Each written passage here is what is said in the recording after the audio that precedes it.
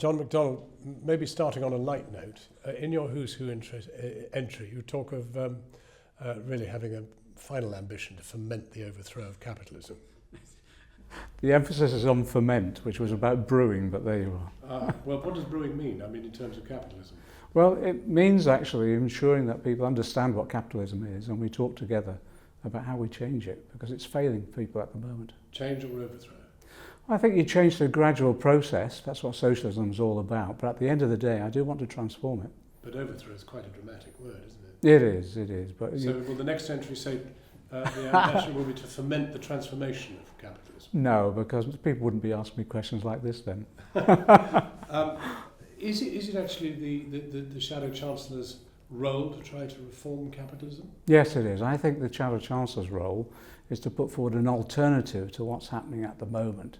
And what's happening at the moment is that under our economic system that we've got, with people in poverty, we've got 4 million children in poverty at the moment in our country, 2 million pensioners, and that's just unacceptable in a civilised society. But what can you do from the opposition benches, and what do you propose to do in the next 5 years to bring about some understandable, comprehensive programme for redressing that? Well, I don't think change comes from Parliament or from above. I think change comes from below. So one of the roles I can play is start stimulating the debate about the potential alternative there is. We used to use the slogan, "Another world is possible," and I believe that. But you can only achieve that if people are absolutely convinced that there is an alternative. So part of my job isn't just about the politics of the Parliamentary Labour Party or the politics in the House of Commons. It's actually getting out there, stimulating this debate on the alternative. And the alternative, say, to austerity? Well, at the moment, what the government is doing is basically saying you've got to... no politician can be elected if they're not demonstrating they're economically competent and that we can manage our resources within our means. I fully agree with the government on that. But what they're doing is to reduce the deficit in a way in which most middle earners and low earners and people without any income from employment are actually suffering dramatically. And they're doing that in the face of high levels of poverty. 1 million people go into our food banks every year. So what we're saying is that actually we have an alternative. We're saying to the government, first of all, stop the tax cuts to the very wealthy and the corporations. Start collecting the taxes and making sure the corporations pay their way. And let's start investing in our infrastructure and housing again so we can put people back to work. In that way, we can create a prosperous country in which we can all share in that prosperity. We've all got the aspiration to be prosperous. We know what poverty is, we know what wealth is, but where is the cut-off point? Where's the point at which you say, right, those are people who need to be taxed more? I mean, what sort of earnings are you talking about? Yeah, see, I'm not particularly interested in tax on income.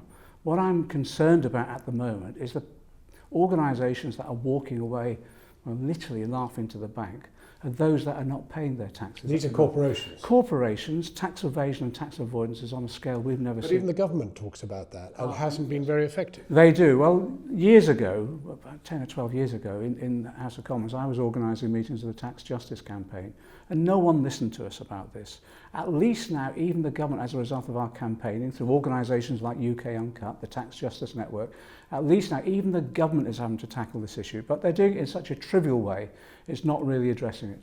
A lot of this will be about trust. After all, the last Labour government left Britain with the worst deficit since the Second World War.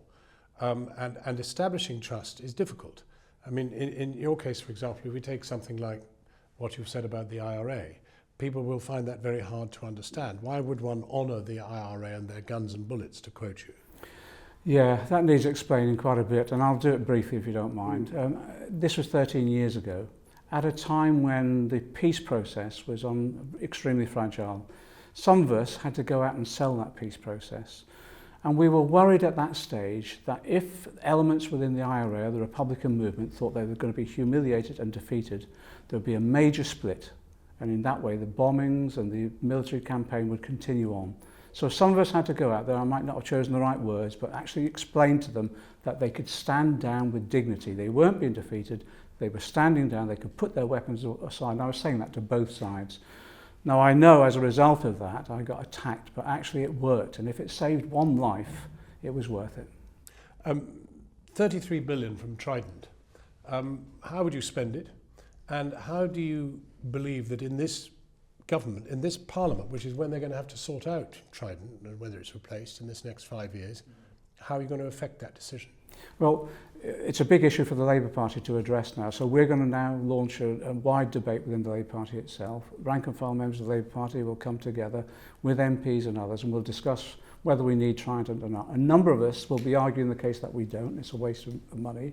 And if we can win that argument, when we next go into government, we'll halt the Trident process. And that, tell you what I would like to do with that money, I'd like to spend it on health and education. I think that we invest in the future, and we invest in something that we desperately need for the future, the education of our children and the treatment of our sick. You haven't mentioned the SNP, who are solidly against Trident, and of course you'd very much like to take a lot of their votes away from them. Well, this is not electoral. This is an issue of principle. If it was electoral, to be frank, at the way the opinion polls at the moment, we would not be winning votes on this. But I think if we can have the debate within the Labour Party, win the argument around Trident, I actually think it will be extremely popular in the way it was proved in Scotland to be popular. I'm not trying to sort of triangulation in relation to the SNP. If they're voting against Trident, that's fine.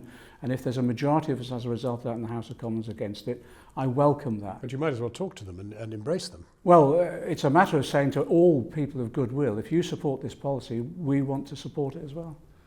Are you surprised that people are somewhat queasy about your appointment? Oh no, not at all. Why shouldn't they be? I'm a backbencher. I've been opposed to virtually everything New Labour has done. I've been voting against them on many things like privatisation, Iraq and things like that. Well, but the trouble is people think that you are actually way off in the boondocks somewhere. I know, but this will give me the opportunity to explain the policies that we're advocating. You see, Jeremy Corbyn's campaign, I was his campaign manager, and I said, look, just get out there and be yourself, explain the policies we've been advocating for the last 20 years and how we've modernised those policies as well, and I think they'll be supported. And as a result of just engaging in that political debate, people realise actually that is what they stand for. It isn't what the media, a lot of the media have been actually saying, and we won the votes within the Labour Party as a result of that, and we built the Labour Party into 500,000 members. But how would you describe yourself? Because why is it that your colleagues, so many of your colleagues, seem to think that you're so far out as to be unfit to be Chancellor? It's because in this place I've had to oppose a lot of things, and sometimes that's meant swimming against the stream, and that has meant Jeremy and I at times have been isolated, but actually we were right on many of these. We were right on Iraq. We were right to vote against the privatisations. We were right to vote against the cuts that even New Labour introduced to benefits. So I think we've been proven right, and I think the tide is now with us. Many of our colleagues who voted on these issues, like tuition fees, now regret that they didn't, like us, vote against them. So I think the tide is with us, but you know, we all make mistakes as well, and sometimes people will come to me and say, why did you do that? And I'll say, well, sometimes you don't always get it right.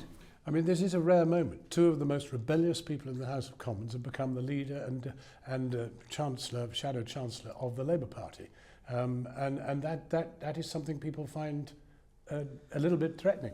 I understand that. We've got to get away from this language of rebellions, you know. I just want people to vote on the basis of what they believe in and as part of the democratic debate as well. And on a number of issues, we will disagree within the Labour Party.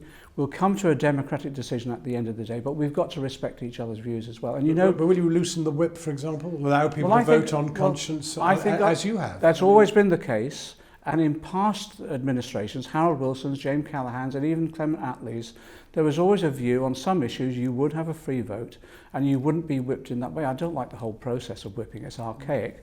But we've got to arrive. People outside find it hard to understand. But on the other hand, but there's got to be a mature democracy now, and it's got to be a sort of a kinder politics that we want to introduce. And people have to know when they're at the ballot box what the Labour Party stands for. And if the Labour Party is giving 100 different versions in the House of Commons, they'll notice. Yeah, that's true.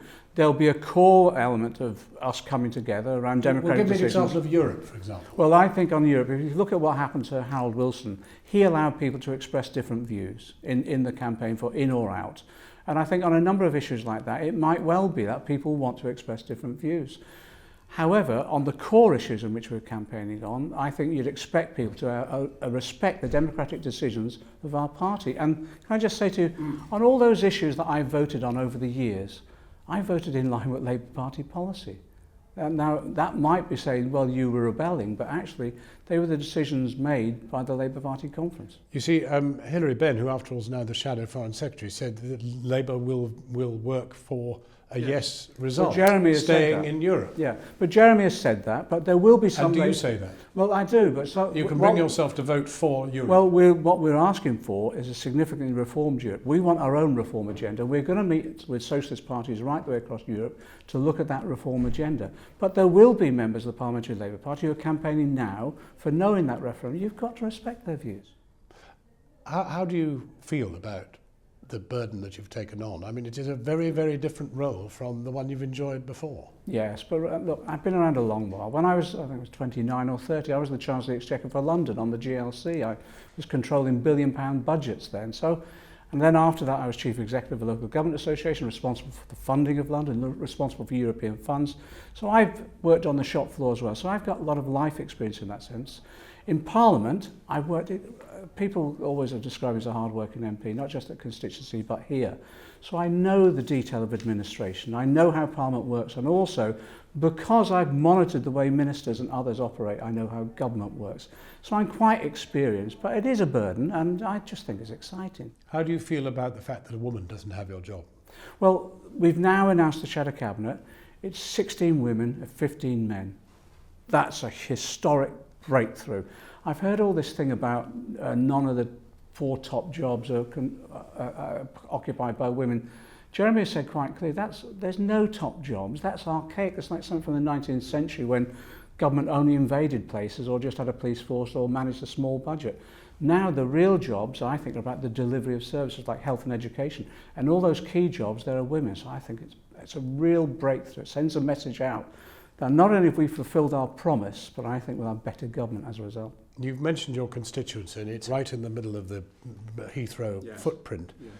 If Labour somehow comes out for a third runway at Heathrow, which I suppose is possible, after all, there are a lot of workers in your constituency who are dependent for their jobs on Heathrow and upon its expansion. You would vote against the party? I would have to, yes, because... And would you have to resign? We'd have to see at that stage what the party does in terms of allowing people to have a vote on that basis. Normally on an issue like that, even under New Labour, to give them their due, when there was cuts in the health service locally, etc., people were allowed to protect their constituency interests. And I think we'd most probably follow in that tradition. You know, for many of the issues that you've pursued, the media have been hardly... there, but they're now very there. How do you feel about the way you and Jeremy Corbyn have been treated in the last couple of months? We've managed to break through to have a proper political debate, but largely as a result of the public meetings we've held and the social media. Years ago, we never had Twitter, we never had emails on this scale, we never had websites. Now we've created our own media, and that's enabled a better political debate. Some of the media have done their usual thing, they've personalised it, etc. I have to say, Jeremy and his family, I just have to pay tribute to them. So the attacks that they've had, and they've held together extremely well, and I'm sure that's what they'll be doing to me as well, and we'll just have to keep our heads up, chin up, and continue on, but keep on drawing people back to the political debate. And to be frank, the political debate that we've had over the last 3 months as part of the leadership campaign has just stimulated. It's just been phenomenal. You know, when did we last see 1,000 people turning up at a public meeting and still banging at the door wanting to get in? I just think it's tremendous. What are you going to do with those people? Well, I mean, you know, there are people up country. This is not a metropolitan sort of deal. There are a lot of people who voted for you who are not here. We're going back on the stomp again. We're going to go back around the country. You have time. Again. Does the system let you? What we're saying to people who are part of our campaign, it shouldn't just be Jeremy, me or others. It should be others that have come into this camp saying, start organising your local meetings. I'll give you one example. I'm really keen on what's happening across the world in terms of developing your budgets on the basis of very grassroots budgeting that builds up to regional budgets and international budgets. So we're saying to people, why don't you start organising meetings in your area now about how you want to develop the future of your community, where you want money invested, what services do you need, and then you start creating your own budget that you feed in through your local authority that will then come up to the regions and international government. In that way, we democratise the economy. We're also saying, why don't you start thinking about that at work as well? why don't you start talking about the future of your company and how you want to get involved as a real worker stakeholder in your company, and therefore how you want to develop your industry. We're going to democratise this country on a scale we've never seen before. Finally, will the system allow you to survive? Do you want to survive? Do you want to do 5 years? Do you want to be Chancellor of the Exchequer? Oh yes, this is a serious endeavour to go back into government. But we'll only go back into government if we ensure that people have confidence in us in managing the economy. That's why we're putting forward a very concrete alternative.